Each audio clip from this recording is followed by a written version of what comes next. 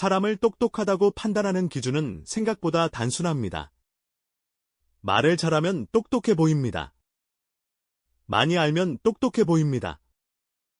학벌이 좋으면, 경력이 화려하면, 설명이 막힘없으면 우리는 거의 자동으로 그 사람을 지능이 높은 사람이라고 믿습니다. 그런데 이상한 일이 있습니다. 정작 인생에서 정말 중요한 순간이 오면 그렇게 똑똑해 보이던 사람이 의외로 계속 잘못된 선택을 반복할 때가 있습니다. 좋은 학교를 나왔고 아는 것도 많고 말도 논리적인데 이상하게 사람을 잘못 믿고 감정 앞에서 무너지고 결정적인 순간마다 선택이 엇나갑니다. 반대로 겉으로는 그렇게 뛰어나 보이지 않는 사람이 있습니다. 말수가 많지도 않고 자기를 드러내지도 않고 아는 척도 하지 않는데 상황이 복잡해질수록 오히려 더 정확해집니다. 사람을 볼 때도 그렇고 일을 판단할 때도 그렇고 갈등이 생겼을 때도 그렇고 다른 사람들은 흔들리는데 그 사람은 끝내 중심을 잃지 않습니다. 우리는 오랫동안 지능을 너무 좁게 이해해왔기 때문입니다.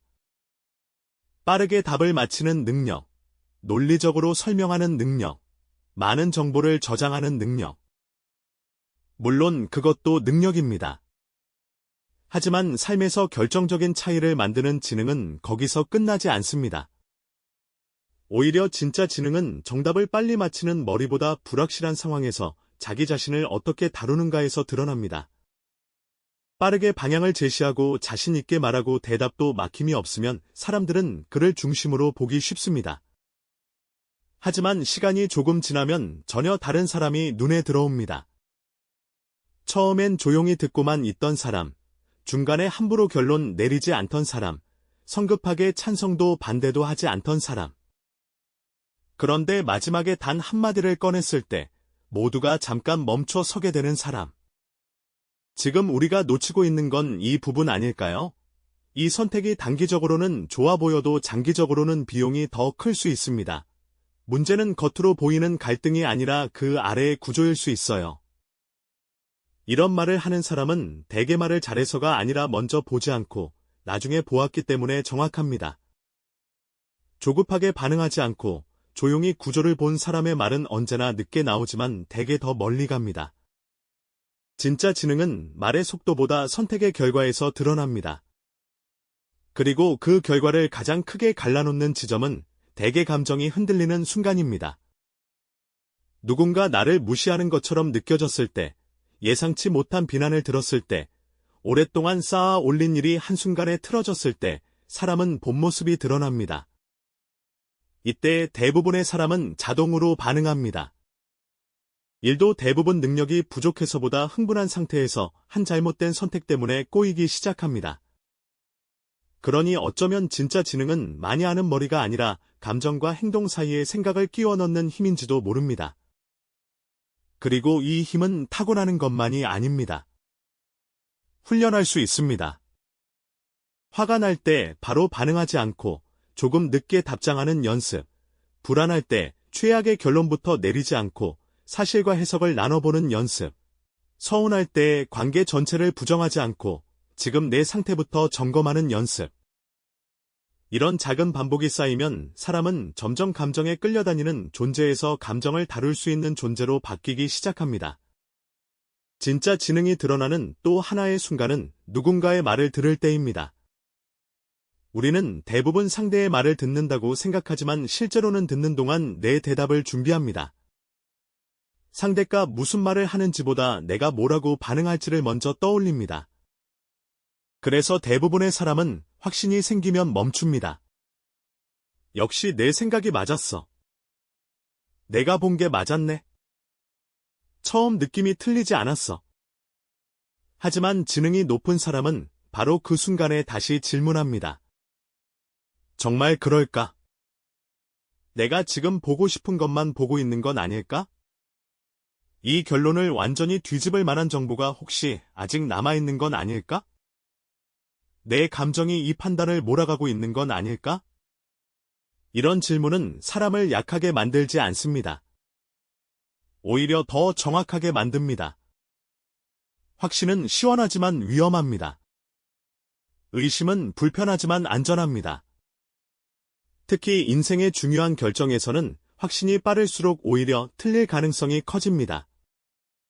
사랑도 그렇고 일도 그렇고 사람을 믿는 문제도 그렇고 돈을 쓰는 문제도 그렇습니다. 감정이 강하게 끼어든 결론일수록 한 번 더 의심해야 합니다. 왜냐하면 사람은 이성으로 판단한다고 느끼는 순간에도 사실은 감정이 만든 방향으로 생각을 정리하는 경우가 많기 때문입니다. 그래서 진짜 지능이 높은 사람은 자기 자신을 가장 쉽게 믿지 않습니다. 내가 얼마나 똑똑한가 보다 내 생각이 얼마나 쉽게 왜곡될 수 있는가를 더 잘 압니다. 그래서 더 조심하고, 그래서 더 천천히 보고, 그래서 더 신중하게 결정합니다. 겉에서 보면 답답해 보일 수도 있습니다. 왜 저렇게까지 고민하지 싶을 수도 있습니다. 하지만 바로 그 불편한 검토의 시간이 나중에 큰 실수를 막아줍니다. 사실 삶에서 가장 비싼 대가는 무지에서 나오기보다 확신에서 나오는 경우가 많습니다. 아무것도 모를 때는 오히려 조심합니다. 조금 알게 되었을 때 사람은 가장 위험해집니다.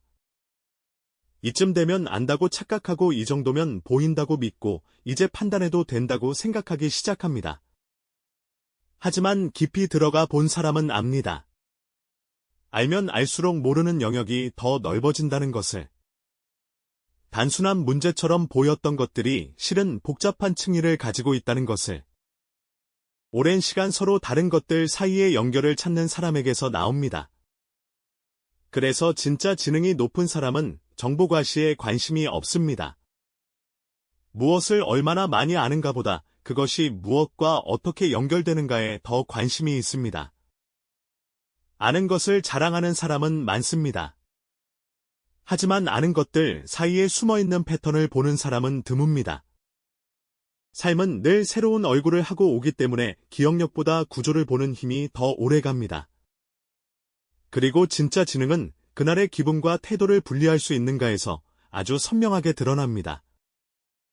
기분이 좋을 때는 친절하고 기분이 나쁠 때는 날카로워지고 불안할 때는 통제적이 되고 지칠 때는 쉽게 무례해지는 사람. 이런 사람은 능력이 있어도 항상 일정한 신뢰를 주기 어렵습니다. 반면 지능이 높은 사람은 내부 상태와 외부 행동을 가능한 한 분리하려고 노력합니다.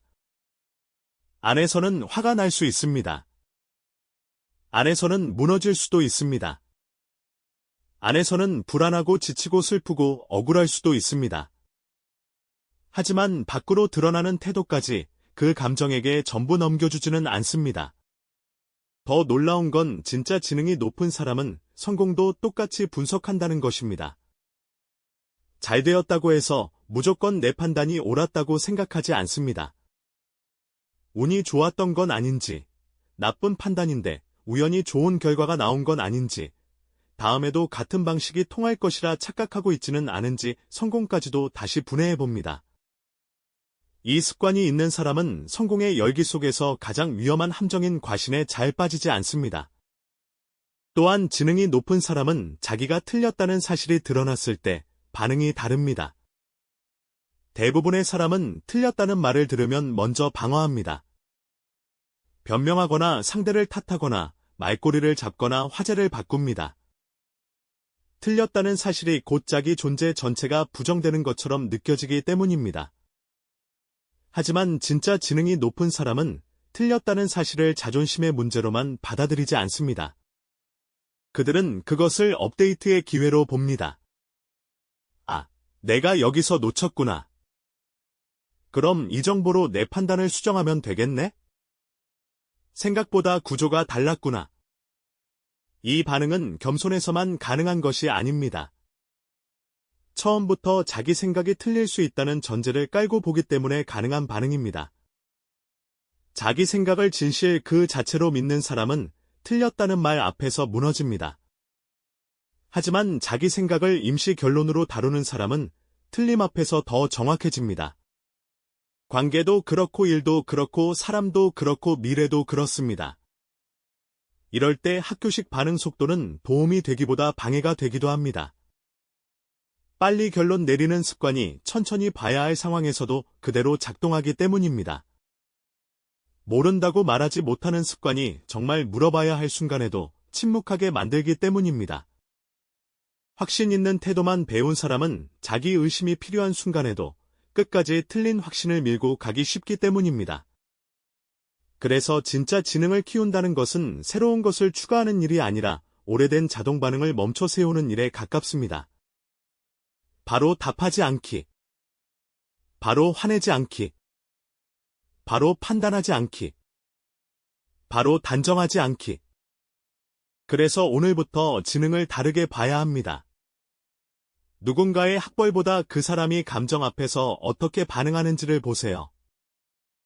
누군가의 말솜씨보다 그 사람이 틀렸을 때 어떻게 수정하는지를 보세요. 누군가의 정보량보다 그 사람이 사람의 맥락을 얼마나 읽는지를 보세요. 그리고 자기 자신에게도 같은 질문을 던져보세요. 나는 지식을 쌓기만 하는 사람인가? 그 사이의 패턴을 보는 사람인가? 나는 오늘의 기분이 내 태도를 결정하게 두는 사람인가? 아니면 그 와중에도 내가 선택한 태도를 지킬 수 있는 사람인가? 이 질문들이 쌓이면 우리의 삶은 조금씩 달라집니다. 거창한 변화는 아닐지 모릅니다.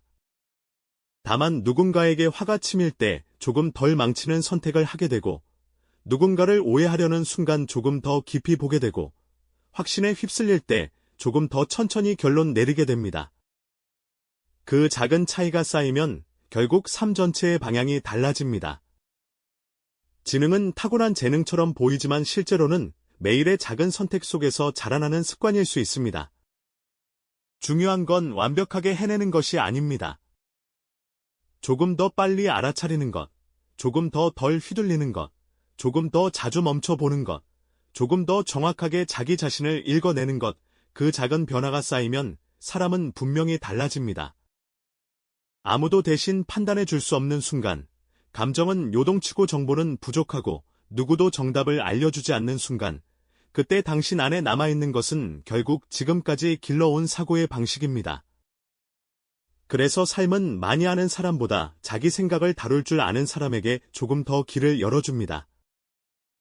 그리고 그 길 위에서 우리는 조금씩 배웁니다. 진짜 지능은 남보다 빛나는 능력이 아니라 스스로를 잃지 않는 능력이라는 것을. 진짜 지능은 크게 말하는 힘이 아니라 조용히 정확해지는 힘이라는 것을. 진짜 지능은 단번에 완성되는 재능이 아니라 매일 정비해가는 태도라는 것을. 생각은 저절로 깊어지지 않습니다. 마음도 저절로 단단해지지 않습니다. 사람을 보는 눈도 자기 자신을 다루는 힘도 그냥 생기지 않습니다. 하지만 반복해서 돌아보면 분명히 자랍니다. 오늘도 한 번 더 멈춰보고 한 번 더 듣고 한 번 더 의심하고 한 번 더 수정해본다면 당신은 이미 다른 종류의 지능을 기르고 있는 겁니다. 보이지 않지만 분명히 쌓이는 힘, 느리지만 결국 멀리 가는 힘, 복잡한 삶 속에서도 끝내 중심을 잃지 않게 해주는 힘, 그 힘이 당신 안에서도 조용히 자라나고 있기를 바랍니다. 여기는 생각의 정비소입니다. 오늘도 당신의 생각이 조금 더 단단해지고 조금 더 선명해졌기를 바랍니다.